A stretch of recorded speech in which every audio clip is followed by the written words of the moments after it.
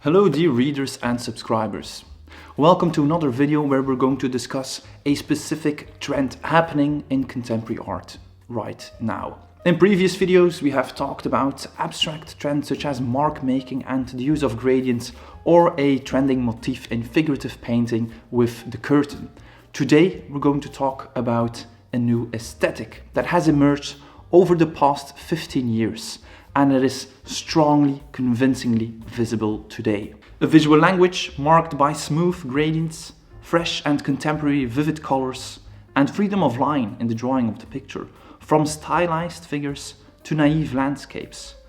As a result, in today's video, we're going to see a lot of artists who are leading this visual trend today, and also discuss what it can mean, how it emerged, and why it has emerged, to achieve a better understanding of painting today. However, the word trend often has a rather negative connotation in art because it means multiple artists doing the same thing, and we always prefer an artist doing something very uniquely. We prefer originality. However, a trend does not mean that artists are copying each other for the sake of jumping on a trend, jumping on the commercial bandwagon of a current visual aesthetic in search for commercial success, sales and representation. Artists are always curiously drawn to new things while ruminating art history, constantly revisiting and challenging their medium, digesting current events and incorporating new technologies into their creative toolbox.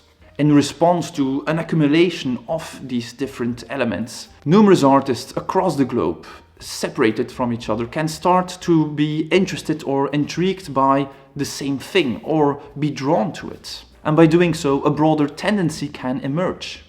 Not because they were told so by the gatekeepers or at art school. They do it because they urge for it. And that urge often means something. It tells something about our zeitgeist, what artists miss in life or so dearly aim to express because of our life.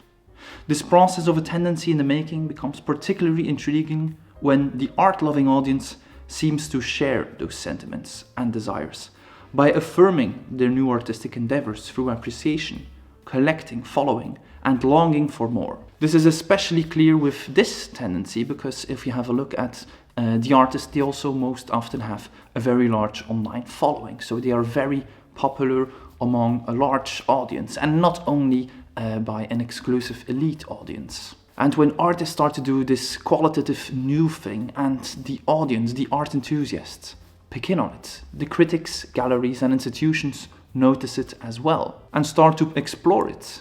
And by doing so, it starts to become very present in the art world. This large and collective process results in a trend, a tendency, a visual or conceptual shift, and it's by no means meaningless. It is no coincidence we see this visual language emerge in figurative painting at a time when gradients are simultaneously a major trend in abstract painting, as extensively discussed in our article and video on 11 artists revisiting the gradient in contemporary art. The gradient has become part of our visual culture since digital technologies emerged. Think of a software such as Photoshop that is omnipresent in life. For interior design, architecture, but also graphic design, which is actually this entire online space that has become so large and today plays such a tremendous part in our life. And the gradient in graphic design is a very popular and strong motif. And it's this same digital gradient that we see in painting today. With the arrival of new tools such as spray cans and airbrushes, the gradient from the screen could also be found on the canvas. Judy Chicago is arguably the first artist who would use the gradient not only in her abstract works, but also in her more figurative works. However, one could also argue that we see the gradient in the works of Fernand Léger, or perhaps even in the very smooth and sophisticated meticulous brushwork of René Magritte. Still, it never had that digital and otherworldly dimension to it, only a figurative and representational one, which is in strong contrast with the gradient we see today. Today artists seem to embrace those abstract qualities of the use of the gradient to represent reality because they are no longer interested in representing reality as we are being oversaturated by reality with images, photographs, videos 24/7 on our screens, on television, on billboards, and in particular over the past years on our phones. Artists collectively abandon the perfection and predictable perspective of the photographic lens, simply because we are sick of it.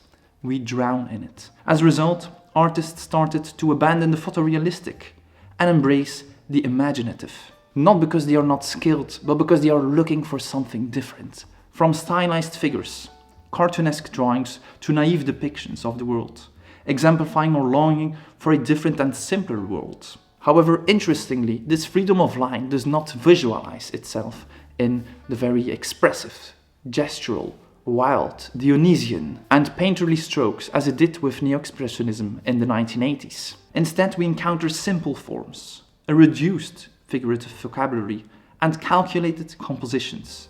And the same goes for the color palette. Away with the harsh primary colors, and in come the soft tones and unique colors, from pastel pinks to turquoise blues. It looks like the abundance of visual stimuli resulted in a new desire for a softer viewing experience. This balanced and controlled approach does not imply the images are static or dull. With this departure from the photographic aesthetics in figurative painting during the first 15 years of the new millennium, artists seem to rediscover what's possible in figurative painting. A photograph can depict the world, but a painting can depict the otherworldly. Perhaps that is exactly what we are in search of, as feelings of alienation, despair, social injustice, and anxiety seem to become more intense over the year in this new age where information from across the world is shared at a constant and excruciating pace, leaving us politically worried, morally troubled, and mentally restless. As a result, the surreal stands strong in figurative painting today, especially considering the arrival of AI as a catalyst to open up new possibilities to create the otherworldly. So if one would think aesthetic tendencies in contemporary art are mere imitation for the sake of commercial success, then you are missing out on what matters. With every artist having their own story that can be collectively inspiring, important, illuminating, idyllic, or simply imaginative. In the complete article version of this topic, I expand on the artists that you have seen throughout this video with their individual artist biographies and the subject matter that they deal with. Thank you so much for tuning in today. Feel free to watch our video on the curtain in contemporary art next for more contemporary art trends today. Support us on Patreon and please consider subscribing to stay posted for more contemporary art. Bye.